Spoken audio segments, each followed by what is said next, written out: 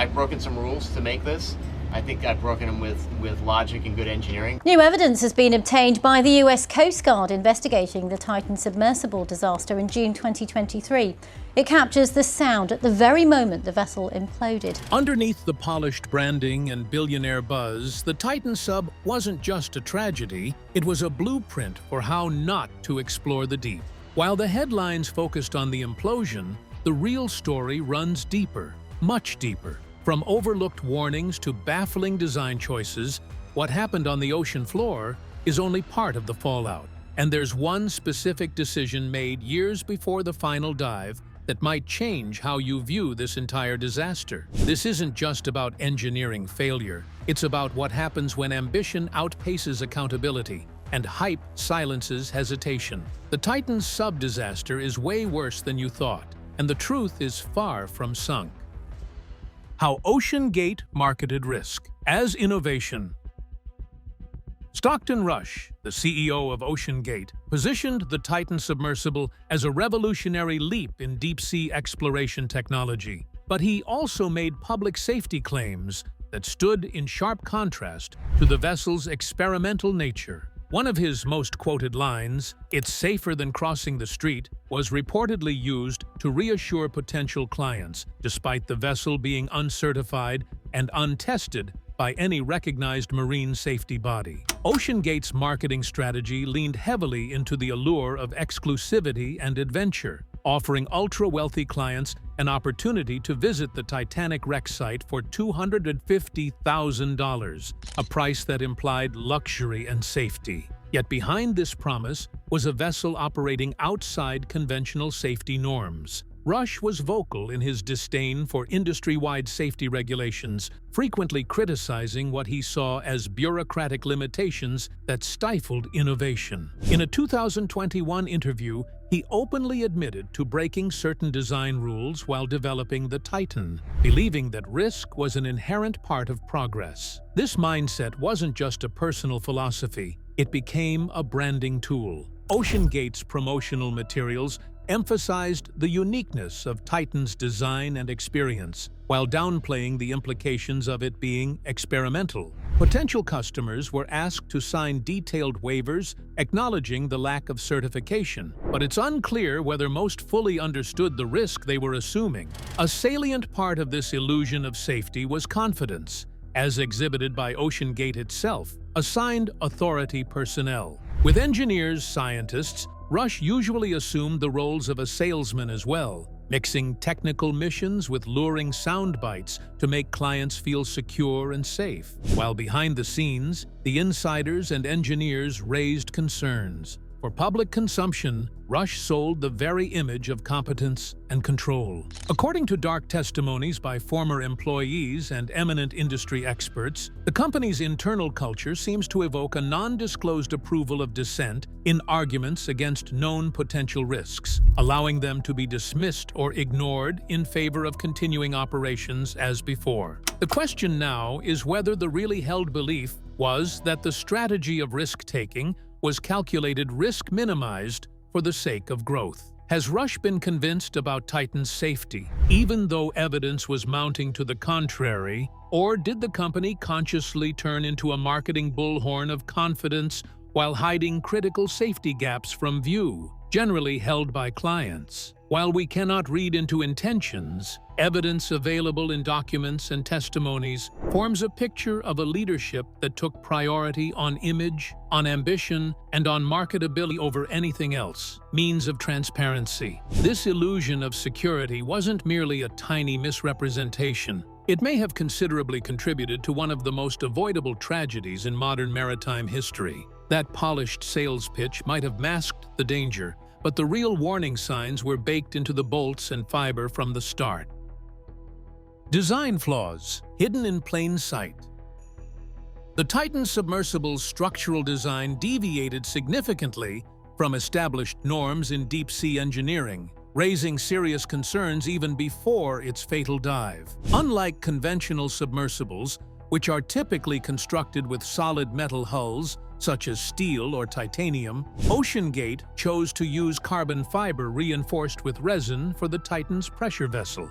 This decision was controversial. Carbon fiber is lightweight and strong under certain conditions, but is not commonly used for vessels operating at extreme depths because of its unpredictable behavior under repeated compressive stress. Over time, the repeated pressure cycling from deep-sea dives may have caused delamination, where layers of the material begin to separate, weakening the hull structure with each descent. Another critical flaw was the cylindrical shape of Titan's hull. Most deep-diving submersibles are spherical because spheres distribute pressure evenly in all directions, minimizing stress concentrations. Cylindrical shapes, however, experience uneven load distribution, which increases the likelihood of failure under the immense pressure found 3,800 meters beneath the ocean surface. Engineers have noted that such design choices likely contributed to localized weak points on the sub's body, especially where carbon fiber met titanium rings at each end,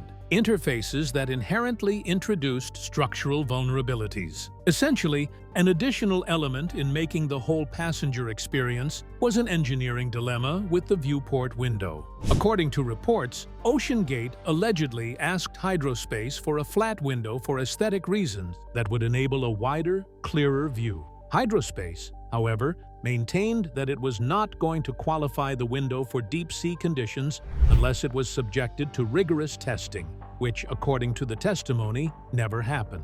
Stress distribution using a flat window differs from a domed one and creates tension points that are especially difficult to manage at depth. Notwithstanding that, Titan proceeded with the uncertified window, further compromising the submersible's structural weaknesses. The end of these design features created a vessel that was really unfit for repetitive operations at extreme depths. Instead of following any established principles of engineering, it seemed that Titan's design preferred more novelty and customer experience than on safety and structural integrity. The apparent question is whether these things resulted from a lack of professional knowledge, willful negligence of standards, or the mere cost of appropriate testing and certification. In any case, these ones were flaws well documented and widely criticized, and were, arguably, the foundation of what many experts today call a disaster that one could have avoided.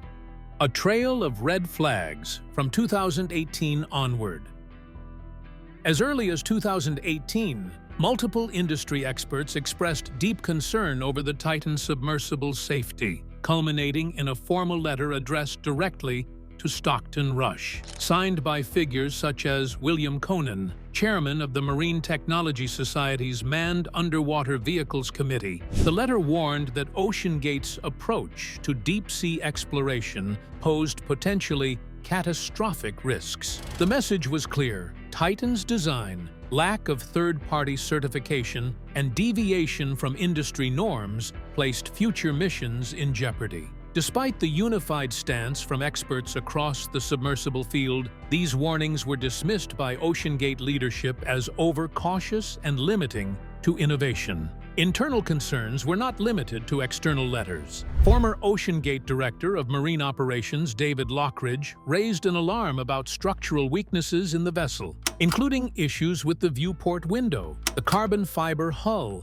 and missing testing documentation. After submitting a safety report, Lockridge was terminated. The subsequent legal dispute between him and OceanGate revealed internal friction over safety protocols and further demonstrated a pattern. Dissent was not tolerated, even when based on technical expertise. This raised fundamental questions about the company's internal culture, particularly whether valid safety criticisms were being buried to maintain the illusion of progress. The 2023 disaster was far from the first set of concerns raised during the Titan's rather tumultuous operational history. One particular dive in 2022 ended with a bang upon rejoining surface waters, an event that was attributed to a shifting of the sub's frame. Engineers are now suggesting that this may have been the initial event leading to hull degradation. All the while, despite this occurrence and other indications of unusually behaving vessel phenomena, there are no formal records for comprehensive inspection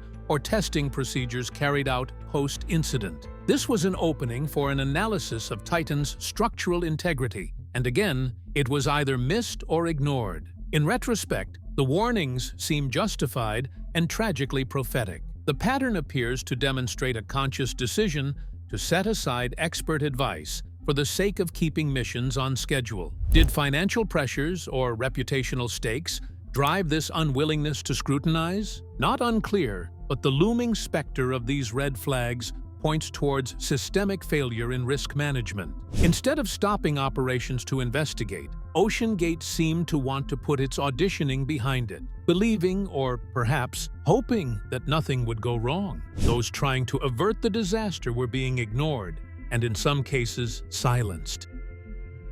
What the new Implosion audio really reveals.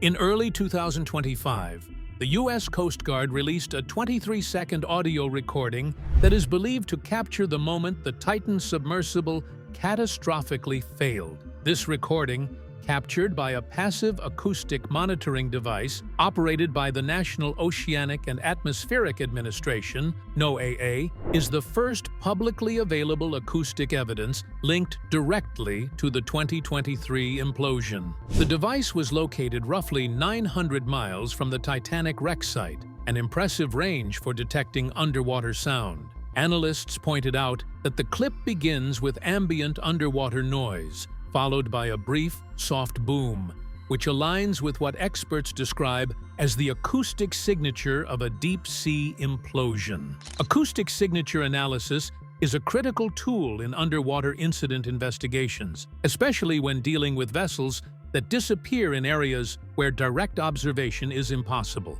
Experts explained that the sharp, sudden sound captured in the audio is consistent with what would be expected if a pressure vessel, like Titan's carbon fiber hull, suddenly collapsed under extreme pressure. The frequency, duration, and lack of echo indicate that the event was not a gradual failure or mechanical malfunction, but a rapid structural collapse occurring in milliseconds. While not definitive on its own, the acoustic data complements other evidence, such as the timing of the last known communication from the sub. The audio in question is vital for corroborating the data collected by the U.S. Navy's classified hydroacoustic system very closely after the Titan was reported missing. Anomalous sounds were detected in the same vicinity, later interpreted by them as an implosion.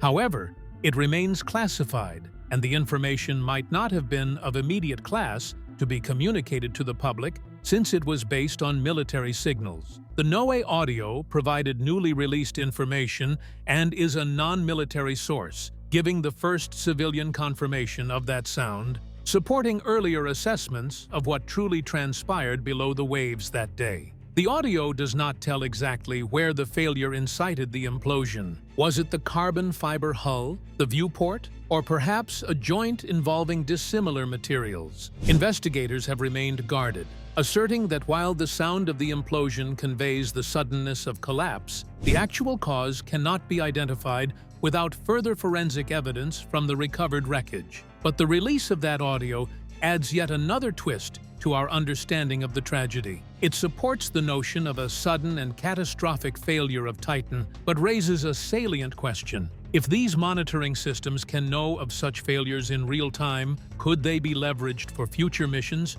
to provide at least a warning or, if nothing else, ensure accountability while there is still time? The physics of catastrophic implosion. At the depth where the Titanic wreck lies, nearly 3,800 meters, around 12,500 feet, below the ocean surface, the pressure is approximately 380 times greater than atmospheric pressure at sea level. This intense force is equivalent to over 5,500 pounds pressing on every square inch of a surface. Any vessel operating in this environment must be engineered with exacting precision, using materials and shapes proven to withstand that crushing load. When a failure occurs at such depth, the resulting implosion doesn't happen gradually. It happens instantly, with devastating consequences. Scientific simulations and expert testimony suggest that the Titan's implosion, once initiated, would have completed in mere milliseconds. Some estimates place it between 20 to 40 milliseconds. To put that in perspective, that's faster than the time it takes for the human brain to register pain. In such a scenario, the sub's pressure hull collapses inward violently, generating extreme forces and releasing a massive burst of heat and energy. The collapse would have caused the internal air to superheat and compress in a flash, destroying anything inside before the passengers could even become aware that something had gone wrong. In fact, by the very nature of rapid and violent events, the passengers aboard Titan would not have paid attention to death. Marine engineers and forensic analysts explain that the implosion was so fast that it is improbable that any of the occupants sensed fear, pain, or an impact. They died virtually instantaneously. Although this is a bad scenario, this particular part, yet one difficult to discuss, is somewhat comforting to families and the public that followed the story so closely. So too does this understanding of pressure physics reveal the extraordinary responsibility such designers will be under for deep-sea vessels. There can be only the totally safe, no partial measures, and no equivocal experiments, for there is no margin of error. The Titan's implosion was made worse as well, as it presented to the world a dismal reality in the hard laws of physics under extreme depths. Losing integrity under such pressure in a submersible means that there will be no possible rescue. There is no sensor. There is not even a survival window. Only milliseconds separate normal and obliterated. Before the final descent, there was already a dive that whispered something was wrong. If only someone had truly listened. How early submersibles predicted disaster.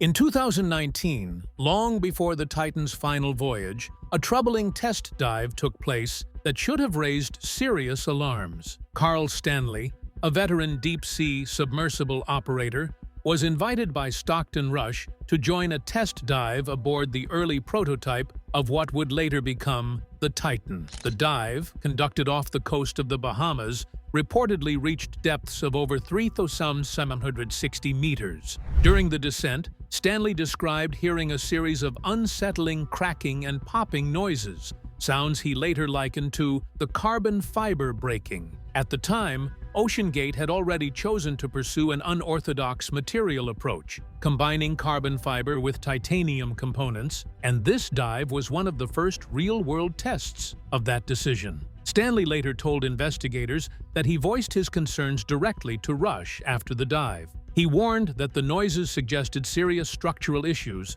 and that continued use of the same hull could lead to disaster. Stanley also stated that he would not have joined the dive had he been told that the prototype had previously been struck by lightning, an incident that reportedly occurred before the test. These warnings, however, did not stop the Titan's development. Instead of decommissioning the damaged hull, OceanGate built a new one, but retained other components from the prototype, effectively continuing with only a partial redesign. For the moment, the cracking sounds reported by Stanley were no different from the one-off sounds. In later operations of Titan, other users also reported strange acoustic events such as loud bangs and structural creaks, which experts now believe might have been early signs of material fatigue or delamination among the carbon fiber structure. These early dives revealed experiential data in real time regarding the sub's vulnerabilities, but that information seems to have been deprioritized in favor of pushing commercialization. In 2019, this prototype dive became more than missed warnings. Instead, it pointed to a much deeper issue. OceanGate had empirical evidence that the design was flawed, but went ahead anyway. Those first-hand red flags being ignored raise questions about not only technical oversight, but also leadership judgment. Was the company underestimating the risks or trying to surpass known dangers? Since those incidents were a replay of the very same issues raised during that test dive, one could argue that the tragedy may not have been foreseen, but rather preventable. Financial desperation.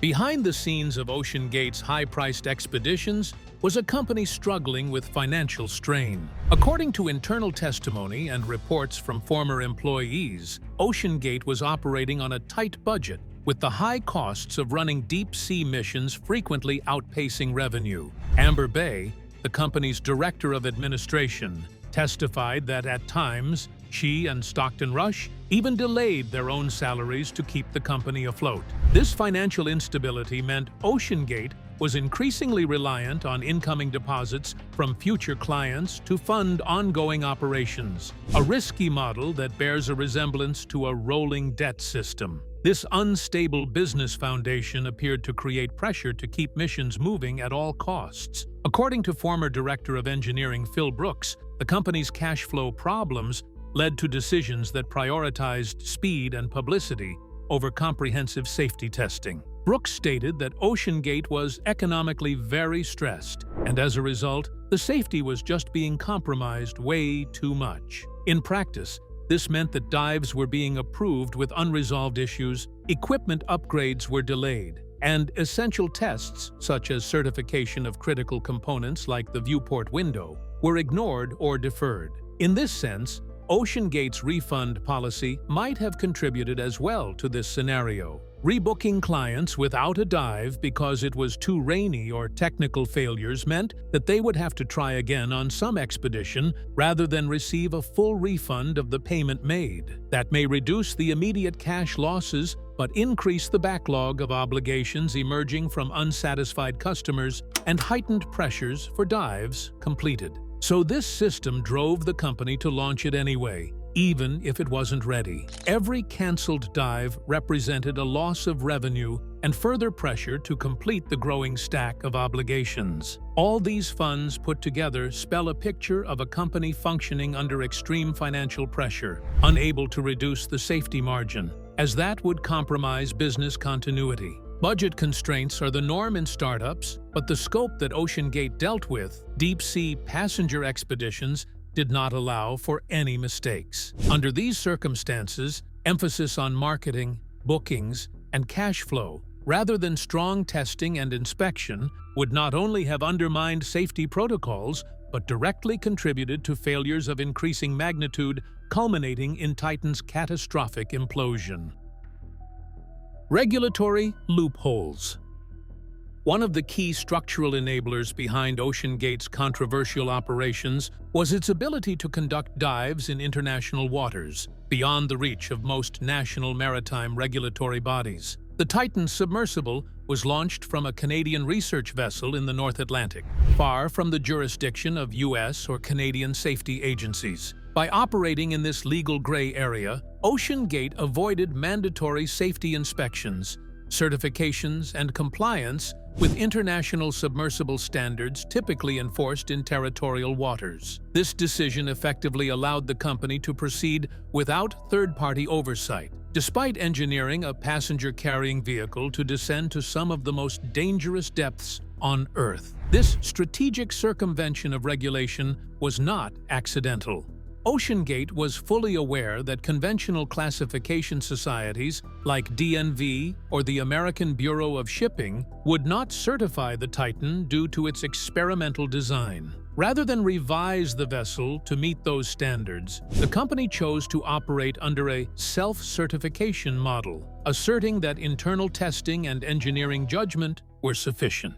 This choice directly contradicted industry norms, which require rigorous third-party review for any manned submersible operating at such depths. Critics, including several engineers and marine safety experts, later argued that OceanGate exploited international legal ambiguity to bypass essential layers of accountability. The testimony of figures like William Conan, chair of the Marine Technology Society's Manned Underwater Vehicles Committee, illustrates the wider ramifications of such loopholes. Conan said Titan would not have been able to launch had it been under U.S. jurisdiction because it was not certified, but because OceanGate conducted its voyages as research or exploratory adventuring activities in the open ocean. And there simply was no regulatory agency that had the unambiguous jurisdiction or capacity to fight it in this instance. Such a condition indicates a troubling blind spot in maritime governance: the absence of a global enforcement framework with respect to the commercial deep-sea activities involving human passengers. Ultimately, the choice of OceanGate to operate in unregulated waters points to a systemic defect in the whole governance of deep-sea ventures. It provides the very urgent questions: is it not time, then, for the international community to strive toward a common safety standard for crewed submersibles? What would be the function of flag states or sponsoring research institutions in the enforcement of those standards? Although Ocean Gate has ceased operation, its residual effect forces maritime regulators to reckon with the easily bypassed current frameworks and how dangerous they are when they are. The people who declined the trip. Among the most sobering aspects of the Titan disaster are the stories of individuals who were nearly on board but backed out, often at the last moment due to instinct, doubt, or unresolved safety concerns. One of the most well-known cases is that of investor and entrepreneur Jay Bloom. In interviews following the implosion, Bloom revealed that Stockton Rush had personally invited him and his son to join the ill-fated dive, even offering a significant discount from the standard $250,000 price tag. Bloom shared text messages where Rush downplayed the risks, calling the dive safer than helicopter rides and assuring that concerns were unfounded. Despite the pressure, Bloom declined. He said something didn't sit right. Bloom wasn't alone. Others in Ocean Gate's prospective client circle expressed unease with the company's experimental approach and unconventional engineering. Some were put off by the waiver, which openly acknowledged the risk of death multiple times. Others balked at the vessel's lack of certification or the fact that Titan was controlled using a modified gaming controller, while Stockton Rush framed these elements as part of Ocean Gate's innovative ethos. Potential passengers increasingly saw them as red flags. In hindsight, these instinctive hesitations became life-saving decisions, inadvertently drawing a line between those who lived and those who didn't. Near passengers' stories serve another purpose. They illustrate how intuition and a healthy dose of skepticism can help in safeguarding situations when formal regulation is absent. In times where marketing hype and adventure tourism jump the gun on both thrill and recklessness, consumer caution is promoted in lieu of proper regulation. Some who declined the opportunity even warned others, but their fear of the industry was later cast aside in either outright rebuttals or equivocal reassurances on the part of Ocean Gate's top brass. How many lives might have been saved had those warnings been heeded instead? The survival of those who walked away is a sobering reminder of the unpredictable boundary between fate and decision-making. Their tales now serve as strong, cautionary examples in the deep-sea tourism debate. More than lucky escapes, these stories also help reframe the tragedy, not just as a technological failure, but as a case study in how unchecked ambition, persuasive marketing,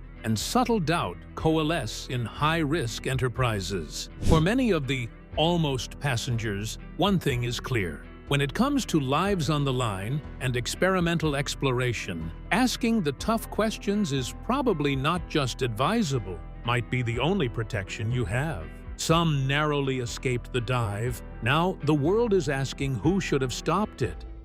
Lawsuits, inquiries, and what's next?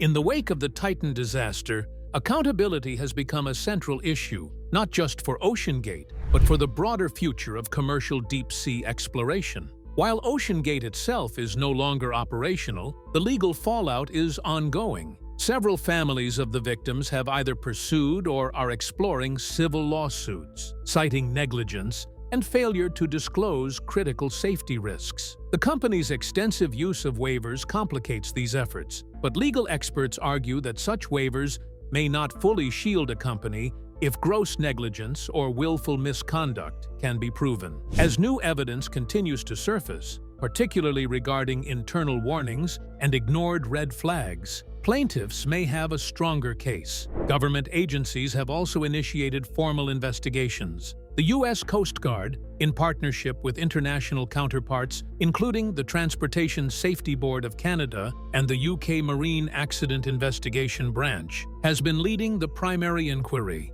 A joint Marine Board of Investigation was convened shortly after the incident, with public hearings featuring expert witnesses, former Ocean Gate employees, and representatives from the marine engineering field. These sessions have provided critical insights into how the vessel was approved for operation, why it evaded oversight, and what systemic failures allowed the mission to proceed despite clear dangers. The Titan catastrophe is also currently being investigated independently by the National Transportation Safety Board, NTSB. Although the NTIB has limited formal authority over foreign-flagged vessels in international waters, it will write recommendations about safety issues to prevent similar incidents from happening in the future. The recommendations they expect will have to include matters concerning regulations for commercial submersibles, risk disclosure requirements for extreme tourism, and international collaboration on marine safety protocols. Industry bodies like the Marine Technology Society are calling for the establishment of global standards for passenger-carrying submersibles, with the Titan incident being cited as an example of how regulations could be avoided. Going forward, the Titan implosion may well be remembered as the beginning of stricter governance for deep-sea tourism. The incident has led to calls for ever stricter international frameworks, particularly for operations outside territorial waters. Whether under the auspices of the International Maritime Organization, IMO, or a newly created regulator, experts are adamant that the gap permitting human passengers on experimental, uncertified vessels be closed as a matter of urgency. The most significant legacy of the Titan tragedy might be regulatory in nature, given that so far no criminal charges have been filed, and that is overdue reckoning of how safety,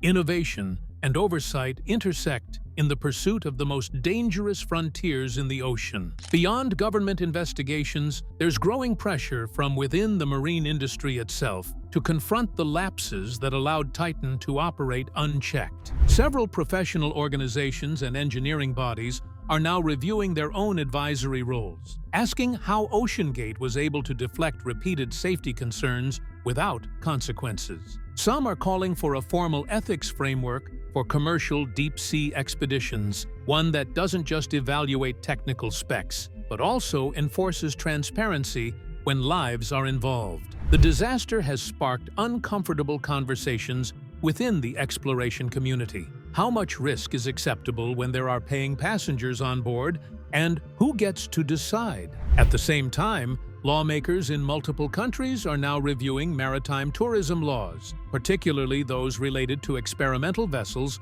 operating in open seas. Proposed legislative changes include mandatory third-party certification for manned submersibles, tighter liability rules for operators, and international data sharing requirements for vessels crossing jurisdictions. But the global spotlight on Titan has already reshaped the policy conversation. For families of the victims, regulation alone won't bring closure, but it might stop another company from gambling with human lives in the name of adventure. If this video gave you a new perspective, don't forget to like, drop a comment, and subscribe for more deep dive breakdowns. Got thoughts on what we covered or something we missed? Let's talk about it below. And if you want to go even deeper, check out the next video popping up on your screen now. You won't believe what we uncovered there.